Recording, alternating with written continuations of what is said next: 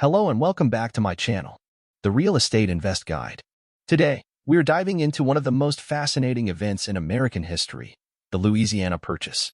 Get ready to uncover the incredible story of how the United States doubled in size overnight, thanks to a deal that changed the course of America's destiny. From political intrigue to daring exploration, this is a tale you won't want to miss. In the early 1800s, America was a young country full of big dreams. President Thomas Jefferson, who always looked ahead, saw a chance to make those dreams come true by getting a huge piece of land called Louisiana from France.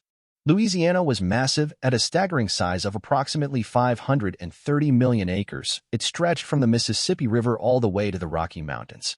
Jefferson knew having this land would mean more space for Americans to live, farm, and build new towns.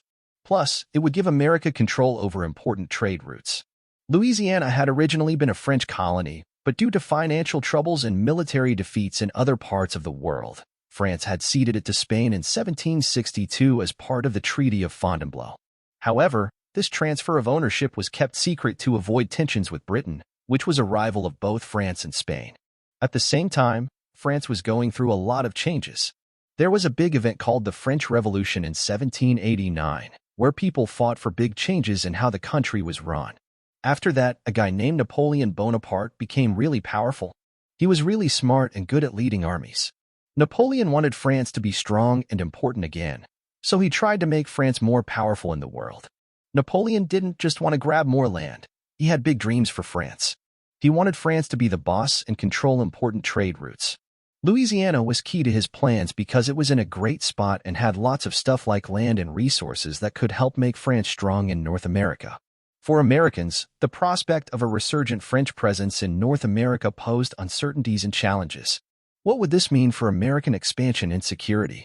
How would it impact trade and commerce in the region? However, France managed to regain control of Louisiana from Spain through a series of diplomatic agreements. It all started with a secret deal in 1800, known as the Third Treaty of St. Ildefonso, where Spain agreed to give Louisiana back to France. This was followed by the Treaty of Aranjuez in 1801, which formalized the transfer of authority. President Thomas Jefferson had big plans for America, but there was a big problem brewing down in the Mississippi Valley. He was worried about losing access to the vital port of New Orleans, which was controlled by France. So, what did he do? He sent two of his trusted guys, James Monroe and Robert Livingston, all the way to France to try and make a deal. Their mission? To buy New Orleans and maybe even some extra land in West Florida. Jefferson was willing to spend up to $10 million to secure this crucial piece of territory. It was like a high-stakes negotiation in a giant game of Monopoly, where the prize was control over a key part of America's future. But here's where things get really interesting. Napoleon Bonaparte, the ruler of France, had some financial troubles of his own. He saw an opportunity to unload a massive chunk of land, the entire Louisiana territory, onto the eager Americans. Facing financial difficulties and military setbacks, Napoleon made the strategic decision to sell the Louisiana Territory to the United States. The prospect of securing much-needed funds to finance his European military campaigns, coupled with the desire to prevent the territory from falling into the hands of rival European powers, influenced Napoleon's willingness to negotiate the sale.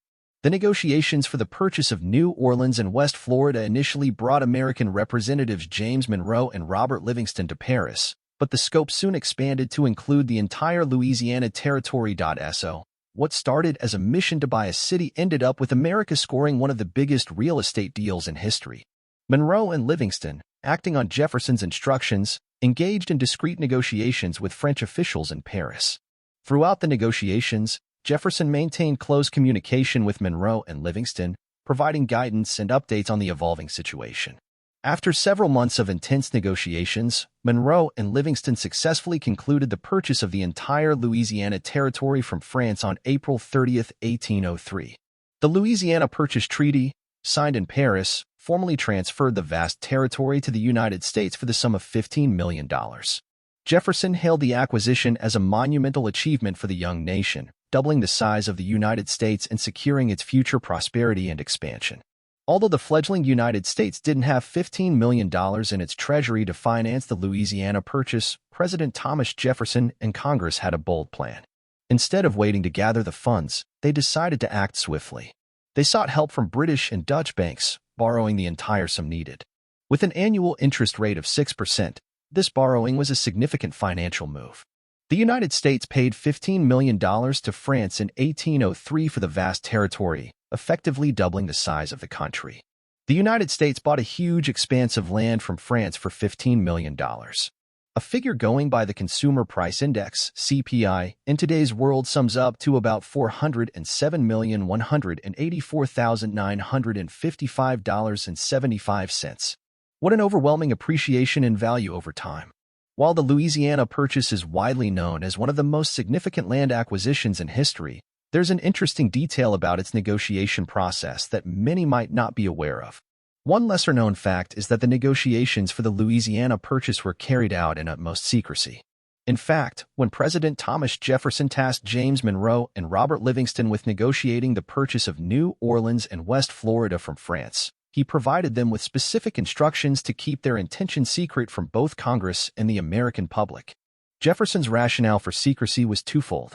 First, he believed that a public negotiation would drive up the price of the territory, as France would be aware of the urgency and value placed on acquiring New Orleans for its strategic importance in controlling access to the Mississippi River. Second, Jefferson feared that if news of the negotiations leaked, it could lead to public opposition or interference from other European powers, particularly Spain, which still claimed sovereignty over the territory.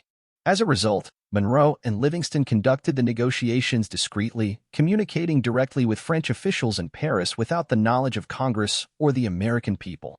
It wasn't until the treaty was signed on April 30, 1803, that the details of the Louisiana Purchase were made public, stunning many Americans with the vastness of the territory acquired and the relatively modest price paid to France. This secrecy surrounding the negotiations highlights the diplomatic finesse and strategic maneuvering employed by President Jefferson and his envoys to secure one of the most significant land deals in history while minimizing external interference and maximizing the value obtained for the United States. After the Louisiana Purchase in 1803, President Thomas Jefferson sent Meriwether Lewis and William Clark on an expedition to explore the newly acquired territory. This journey, known as the Lewis and Clark Expedition or the Corps of Discovery, began in St. Louis, Missouri, in May 1804. Over the next 2 years, Lewis and Clark traveled thousands of miles through unknown lands, crossing rugged mountains and navigating dangerous rivers. They documented the land's geography, plants, animals, and the people they encountered. Led by the expertise of Sacagawea, a Shoshone woman who served as an interpreter and guide, Lewis and Clark forged relationships with Native American tribes, navigated formidable natural obstacles, and braved harsh conditions to fulfill their mission.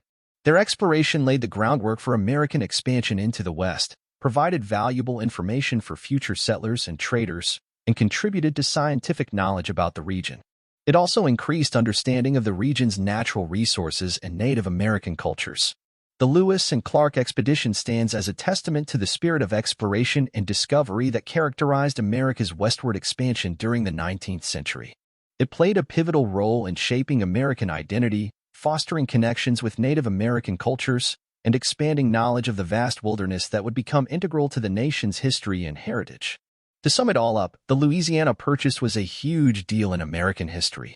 President Thomas Jefferson bought a massive chunk of land from France, which made the United States twice as big as before.